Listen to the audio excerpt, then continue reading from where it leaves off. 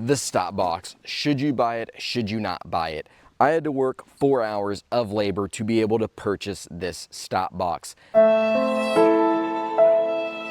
And I do not know if that work was worth it. Now, I will be discussing the pros, the cons, the shoulds, should nots. If you are willing to purchase this item, knowing the deficiencies I have pointed out, these are all things you should take in consideration in your purchasing decisions. Why does it sound like I'm rambling? It's because I'm padding my retention, my view time. I need y'all to watch these videos longer. I need you to be liking, commenting, and subscribing because my channel is slowly dying in the algorithm. I am trying to play the game. Sorry you're being played. Now, actually, let's get into the box. These StopBoxes are not bad at all whatsoever for what they are intended to do. I don't know if I'm asking too much of this product, and that is why it is failing me in my areas of wants and needs, but it is, and I'm going to discuss this with you right now. So I go ahead and open this box. What do I have? I have a firearm in here and a magazine in here. I can take the firearm, throw a magazine in there, and then store it back in the box. Wonderful. What I cannot do is take this firearm, throw it into a magazine the correct way. Did I say magazine? I said magazine.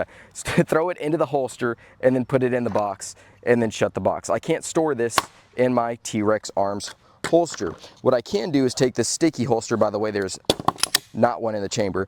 I can take the sticky holster, stick the firearm back in there, and then close this box. So I can technically store these firearms inside of a holster to make it a little more safe, but it's just not what I like about this design. I was hoping I could come home at the end of the day, put my pistol in here and put my wallet in here and my little multi-tool, and then that's it. That's where I store all my stuff, even if I have to stick it in this silly little box here, wherever I can place things, and that's just my daily routine. I go put that in there, that in there, that in there, close it up and call it a day. But unfortunately I cannot, and that's very upsetting. I used to do that every day with a fingerprint safe. Now, that being said, fingerprint safes aren't the best purchase in the world because sometimes you go to work and come back without fingers and you are so complacent that you left your keys somewhere and it took about 2 weeks to be able to find your keys to access your firearm that you couldn't even use because you fucked around and found out.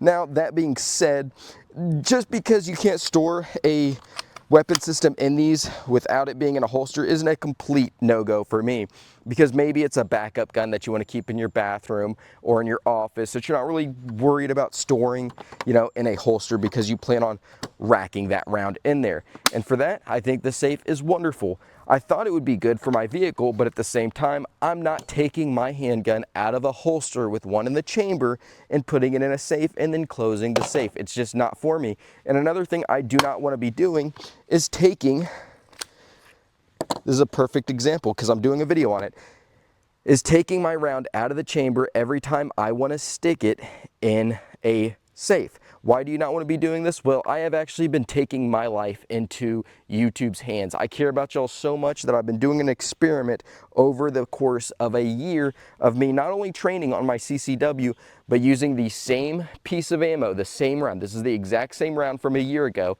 that I put in that chamber and have to, every time I shoot my gun,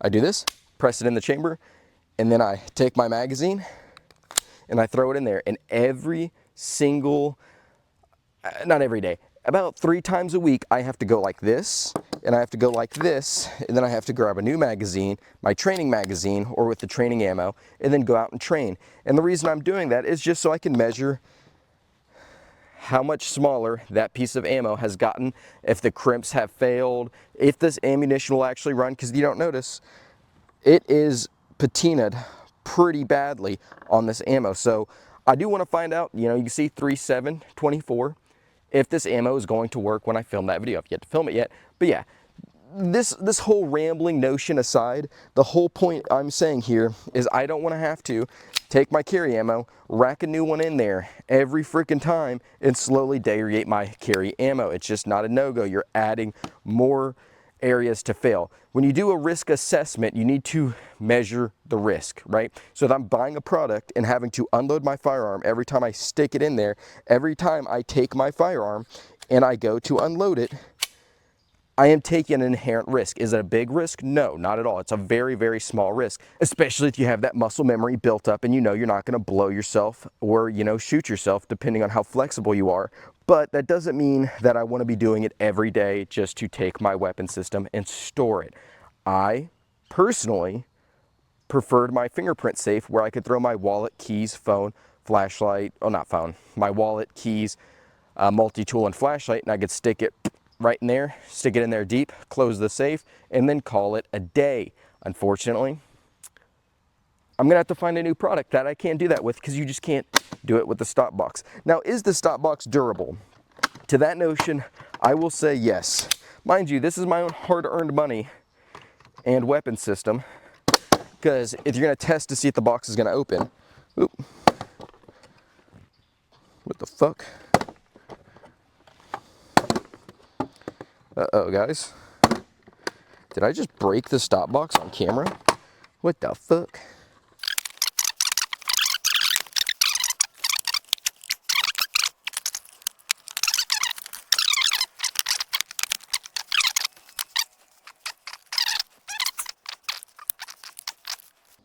Okay. Now it's locked. Okay.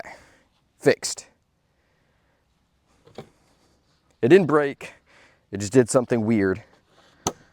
There we go. I probably shouldn't have stuck a gun in there after I had to troubleshoot it. Anyways, so I have this StopBox here, and I have no problem taking it and yeeting it to the ground. I don't care. It's not going to break.